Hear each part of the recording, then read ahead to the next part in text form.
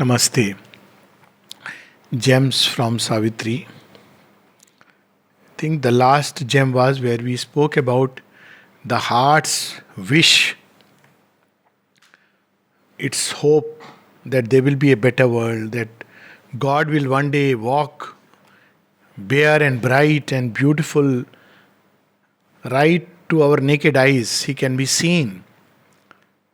So, this wishful thinking it nurtures the deeper aspiration, but it doesn't have the power to take us. Otherwise there would be no need of yoga, no need of sadhana, nothing. We could just wish and things would be. So it doesn't. Now what stands in the way is a whole mass of resistance unseen within us. We are unconscious of it. It is there right as a shadow, and that has to be dealt with before we can arrive at that new world. So the journey to the new world has to cross through a backwaters of the inconscient, if you want to put it like that, because the inconscient is infinite. But in each one of us, there is a little bit of its backwaters, shadow, which pulls us, keeps us tied down. It's like a bird has the wings, so it can fly with the wings, but the feet are tied. So when it tries to fly beyond a point, it cannot fly. So wishful thinking is like that, as I think last time we remembered that line in Savitri. Ego's moth's wings lifting the seraph soul. So he speaks about love which takes place at purely this level, where there is sentiment, there is emotions, but no deeper touch of the soul. So he describes it like ego's moth wings. So moth, if you have seen it as wings, but how much can its wings take it? To a point beyond which it cannot take the flight. It's an unnatural flight. So ego's moth's wings carrying the seraph soul. The soul wants to reach there, but the wings of the ego, the wishful thinking, that cannot take us. So what is the process? The process is none can reach heaven who has not passed through hell.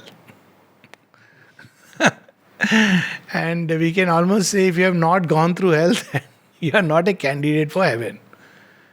Look at anybody's life. Look at the life of Shri Krishna, Shri Rama, Shri Aurobindo, the mother. It's a different thing that as Shri Aurobindo says, they give to the world the smile, the wisdom, but they pay it with their lives. The struggle is within, the wrestle is within, the fight is within, all that goes on. But they don't give it to the world. That is the difference between an ordinary and an extraordinary person. They face the same issues, but an ordinary person breaks down and he begins to cry, whimper, curse God. Whole mohalla will know.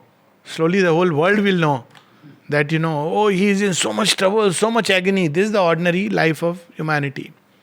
But we see in Savitri, one of the aspects of Savitri is she knows that Satyavan is going to die. She knows that Satyavan is going to die, but she does not let even a whisper fall from her lips.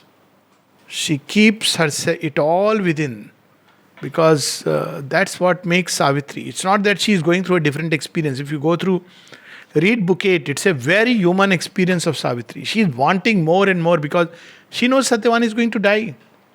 But still, she keeps the grief within herself. Even her in-laws don't know. Parents know because, the prophecy has been in the palace. And nobody she shares with it. That is the difference. But one has to go through that phase. Of course, Mother and Sri Aurobindo do not want us to go through it. And Sri Aurobindo says in very remarkable letter, it's not because I myself trod the sunlit path. Of course, he's the pathfinder.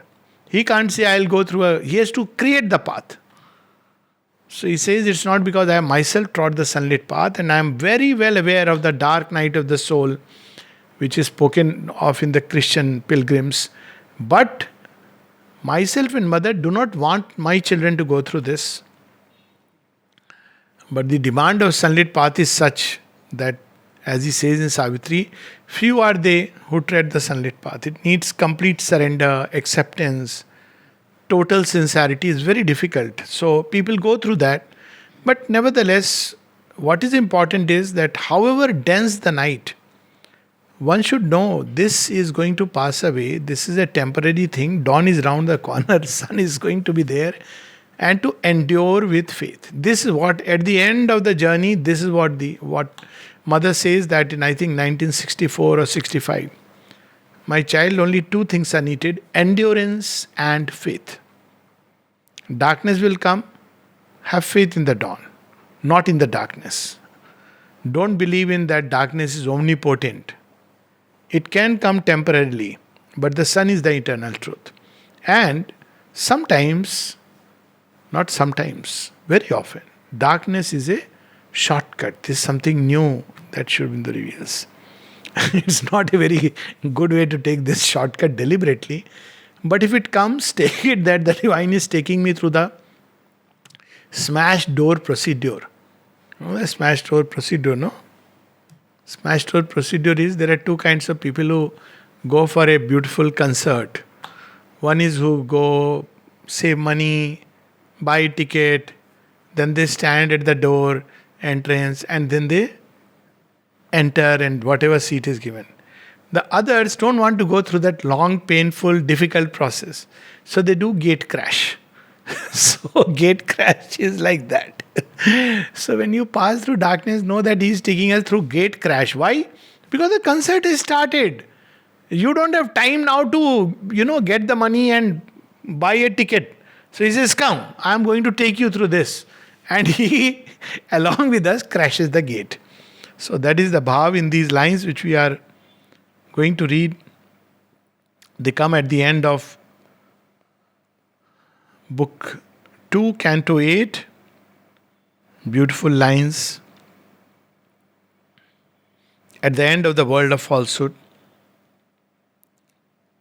he saw in night, he is Ashupati, he saw in night the eternal's shadowy veil. Who was hidden in the night? God was hidden. But he was wearing a veil of darkness. Kalosmi Bhava. So he is hidden there as death and destruction. New death for a cellar of the house of life. Huge house of life in which there is a room which is called as room of death. So people have to go through it. But even there is life. Because life doesn't cease with death.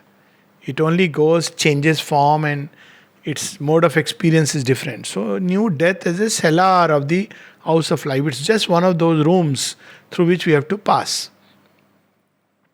In destruction, felt creation's hasty pace. When things get, too slow, tardy pace of evolution. So the Divine Mother takes the form of Kali. And what is the characteristic of Kali? She is restless, impatient, intolerant of all that is.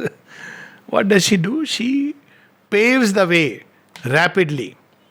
So all storms and all this happens, which at that point one doesn't understand because it's blinding, but eventually we pass through.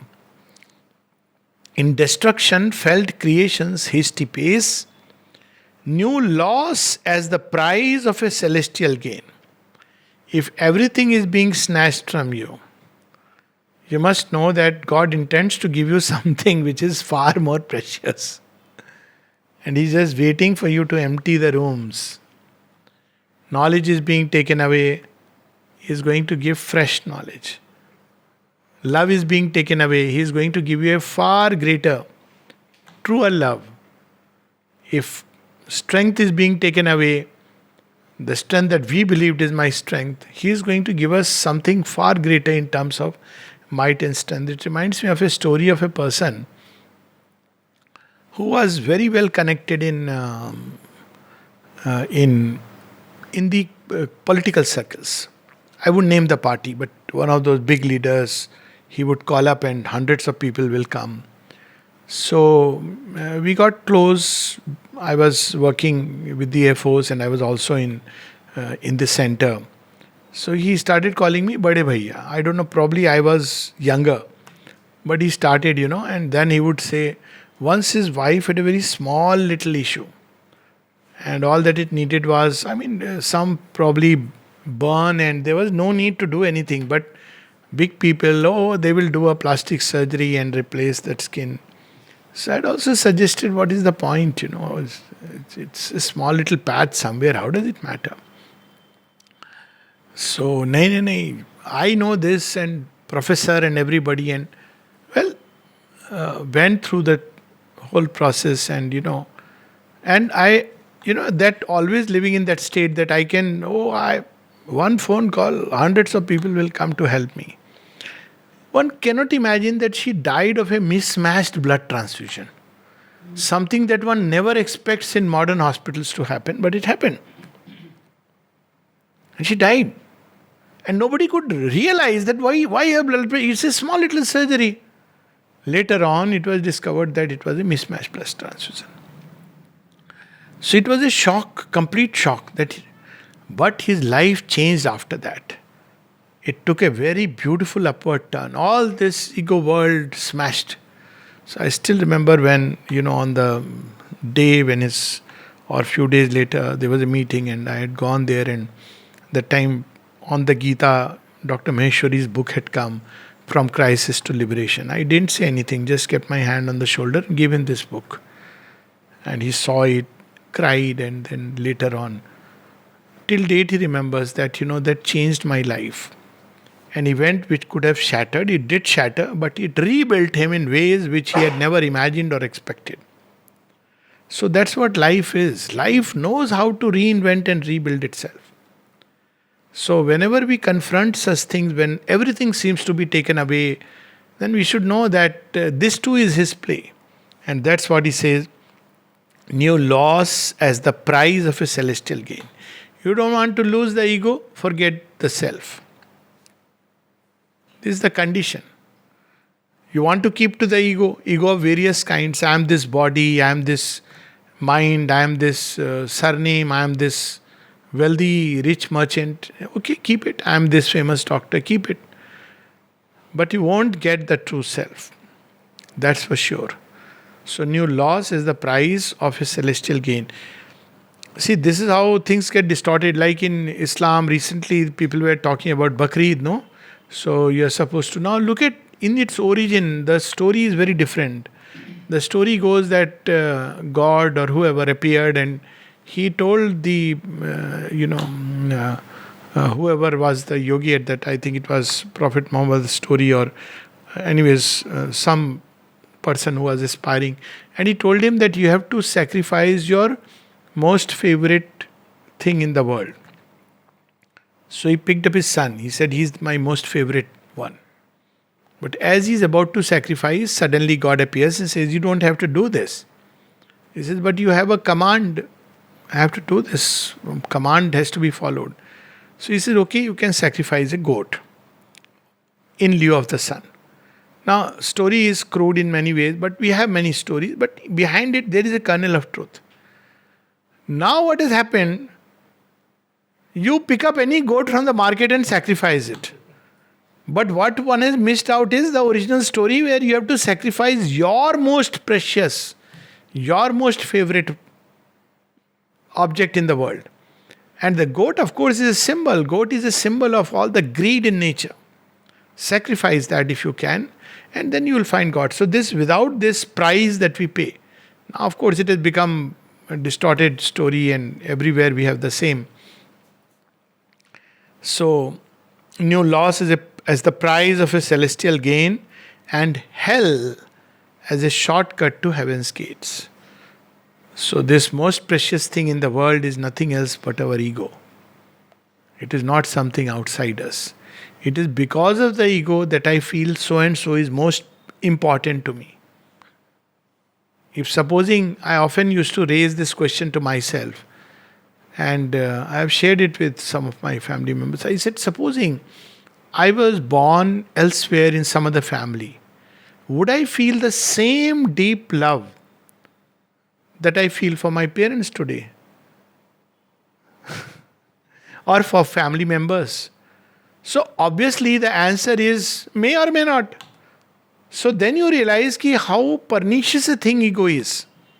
It is because the ego takes preferential interest and I am born that way, so I feel, attached to them. But if I had an independent choice in the world, would I feel the same way? So you'll see the answer change. So all this has to go, the entire machinery and apparatus of the ego. And then one is ready for the celestial gain and hell as a shortcut to heaven's gates. So, so no more we will write hell. There is a biblical saying or one of those stories where it is said, abandon hope, all who enter here. So I have always found this very strange and interesting. So there is hell, and you have to abandon hope. Now the beauty is, what is it in which we place our hope? In all kinds of people, things, etc. When you abandon all these hopes, and that's precisely what hell does, nothing helps you. When you are going, even physically, when you are going through the passage of death, who is going to come? Everybody is either crying because you didn't leave them enough money, or attached, few days they will cry. But at that point of time, the hope of hopes is there with you. So that's what it is, that if we are not willing to lose, and hell as a shortcut to heaven's gate. So when we reach that state, when there is the helplessness of a child, that's the time we are very close to truth. If we know how to use that moment, it can give a leap.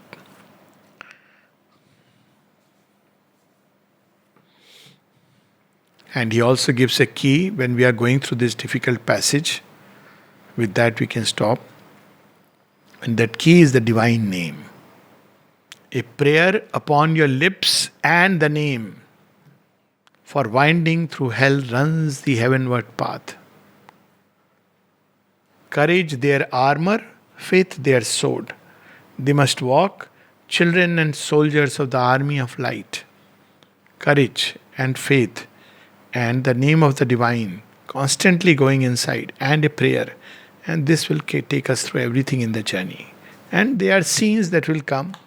One is not to be moved by these scenes, but remember the goal towards which one has to go. Namaste.